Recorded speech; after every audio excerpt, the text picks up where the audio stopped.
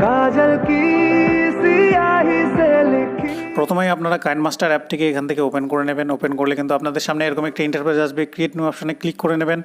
Click করে না আবার এখান থেকে স্ক্রিন রেশিওটাকে 9:16 সিলেক্ট করে নিয়ে ক্রিয়েট অপশনে ক্লিক করবেন। তাহলে কিন্তু আপনাদের সামনে এরকম একটি ইন্টারফেস আসবে। এবার আপনারা কি করবেন, এই স্ক্রিনটাকে বড় করার জন্য আপনারা এখানে ক্লিক করে নেবেন। ক্লিক করে নেওয়ার পর এখান থেকে মিডিয়া অপশনে যাবেন। মিডিয়া অপশনে যাওয়ার পর এখান থেকে ব্যাকগ্রাউন্ড কালার হিসেবে ইমেজ অ্যাসেসে যাবেন। এখান থেকে যে কোনো একটি ব্যাকগ্রাউন্ড কালার সিলেক্ট করেন। সিলেক্ট করে নেওয়ার পর এখান থেকে কী করবেন, ব্যাকগ্রাউন্ড ইমেজ হিসাবে এখান থেকে একটি ইমেজ নিয়ে নেব। তার জন্য আপনারা মিডিয়া অপশনে যাবেন। মিডিয়া অপশনে যাওয়ার পর এখান থেকে সেই ইমেজটিকে কিন্তু আপনারা নিয়ে নেবেন। তো আমি কিন্তু সেই ইমেজটিকে নিয়ে নিয়েছি। এবার এখান থেকে আমরা স্প্লিট স্ক্রিন অপশনে যাব। এখান থেকে এই স্ক্রিনটাকে ফুল করে নেব। ফুল করে নেওয়ার পর ব্যাক অপশনে আসবো।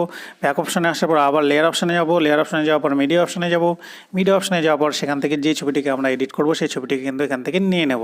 তো দেখুন সেই ছবিটিকে আমরা নিয়ে নিচ্ছি। অবশ্যই কিন্তু সেই ছবিটি পিএনজি ফাইলে হতে হবে। এখানে এইভাবে মেজারমেন্ট করে নেবেন। মেজারমেন্ট করে নেওয়ার পর এখান থেকে ক্রপিং অপশনে আসবেন। ক্রপিং অপশনে আসার পর এখান থেকে মাস্কটাকে এনেবেল করে দেবেন। এনেবেল করে দেওয়ার পর শেপটা এখান থেকে আপনারা কী করবেন, রাউন্ড শেপ নিয়ে নেবেন। গোল শেপটা নিয়ে নেওয়ার পর এখান থেকে আপনারা কী করবেন, ব্যাক অপশনে চলে আসবেন। ব্যাক অপশনে আসার পর ফেদারটাকে এইভাবে কমা বাড়া করে নেবেন। কমা বাড়া করে নিয়ে এখান থেকে ব্যাক অপশনে চলে আসবেন।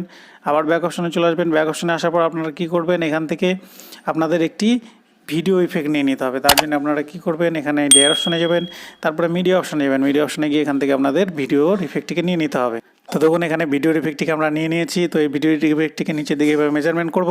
মেজারমেন্ট করে নেওয়ার পর নিচের দিকে একটু অপশনে স্ক্রল করবেন। স্ক্রল করে নেওয়ার পর এখান থেকে দেখতে পাবেন ব্লেন্ডিং বলে একটি অপশন আছে। এই ব্লেন্ডিং অপশনে ক্লিক করে নেওয়ার পর এখান থেকে মাল্টিপ্লাই যে অপশন আছে সেটাকে ক্লিক করে নেবেন। ক্লিক করে নেওয়ার পর এখান থেকে ব্যাক অপশনে চলে আসবেন। ব্যাক অপশনে চলে আসার পর আবার আপনারা লেয়ার অপশনে যাবেন। লেয়ার অপশনে যাওয়ার পর আপনারা আবার মিডিয়া অপশনে যাবেন। মিডিয়া অপশনে যাওয়ার পর এখান থেকে আপনাদের একটি শেপ নিয়ে নিতে হবে। তো দেখুন এখান থেকে ব্ল্যাক কালারের শেপটিকে আমরা নিয়ে নিয়েছি। এটাকে এভাবে ড্র্যাগ করে কিন্তু আপনাদের এরকম করে বড় করে নিতে হবে। এভাবে বড় করে নেওয়ার পরে এভাবে আপনারা মেজারমেন্ট করে এখানে রেখে দেবেন। রেখে দেওয়ার পর আপনারা কি আবার ব্যাক অপশনে চলে আসবেন। এরপরে আপনারা লেয়ার অপশনে যাবেন। লেয়ার অপশনে গিয়ে মিডিয়া অপশনে যাবেন। মিডিয়া অপশন থেকে এখান থেকে আপনাদের স্ক্রিন ইফেক্টের একটি ভিডিও নিয়ে নিতে হবে। স্ক্রিন ইফেক্টের ভিডিওটি আমি নিয়ে নিয়েছি। এটাকে ফুল পর্দা করার জন্য আপনারা কী করবেন, স্প্লিট স্ক্রিন অপশনে আসবেন। আসার পর এখান থেকে ফুল পর্দা করে নেবেন।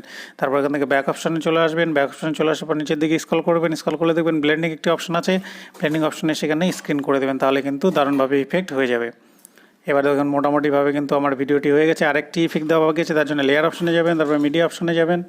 লেয়ার থেকে মিডিয়া অপশনে যাওয়ার পর আপনারা কী করবেন, এখান থেকে সাইড বর্ডারের একটি পিএনজি ফাইল। তো দেখুন এটা সাইড বর্ডারটি আমি নিয়ে নিয়েছি। তার জন্য এবার স্প্লিট স্ক্রিন অপশনে যাব। অপশনে যাওয়ার পর এখান থেকে ফুল পর্দা করব।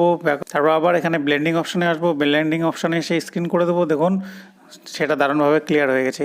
এবারে আমাদের ভিডিও বানানো তো শেষ হয়ে গেছে। এবার এটাকে সেভ করার জন্য কী করবো, আমরা এখানে ডান দিকে উপরে এই অ্যারো চিহ্নতে ক্লিক করব। এখানে রেজুলেশনটা আপনারা 1080 রাখবেন এবং ফ্রেম রেটটাকে 60 রাখবেন। রেখে এখানে সেভ অ্যাজ ভিডিও করলে কিন্তু আপনার ভিডিওটি গ্যালারিতে সেভ হয়ে যাবে। তো এই ছিল বন্ধুরা আজকের ভিডিওটি। ভিডিওটি থেকে নতুন কিছু শিখে থাকলে অবশ্যই চ্যানেলটিকে সাবস্ক্রাইব করুন এবং পাশে থাকা বেল আইকনটিকে অল নোটিফিকেশন করতে ভুলবেন না। Thank you.